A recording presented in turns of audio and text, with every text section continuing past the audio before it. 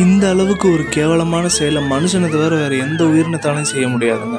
அங்கே பாருங்களேன், ஒரு நாய்க்குட்டி தன்னோட 2 குட்டிகளோட அங்கே இருந்துருக்கு. அது கத்துது, அது ஏதோ ஒரு விஷயம் அதுக்காக அது வாயில் டேப்பை கட்டி, அது கால்லையும் டேப்பை கட்டி, அந்த குட்டி நாய்களோட வாயிலையும் டேப்பு கட்டி அது விட்டுருக்கானுங்க பாருங்கள். அந்த குட்டி நாய் பாலுக்காக அவங்க அம்மா பக்கத்தில் போய் 2 அழுகுது.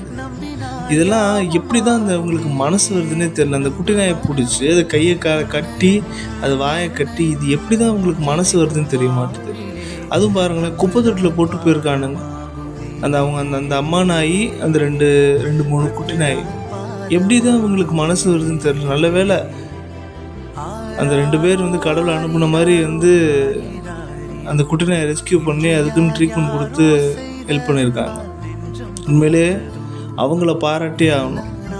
இப்போ பாருங்களேன், ஓரளவுக்கு க்யூர் ஆகி அந்த அம்மாவும் க்யூர் ஆயிடுச்சு, அந்த குட்டிங்களும் க்யூர் ஆகிட்டாங்க. இந்த வீடியோ பற்றி நீங்கள் என்ன நினைக்கிறீங்க? மறக்காமல் கீழே கமெண்ட் பண்ணுங்கள். அதை கட்டி போட்டவங்கள பற்றி நீங்கள் என்ன நினைக்கிறீங்க? அதையும் சொல்லுங்கள்.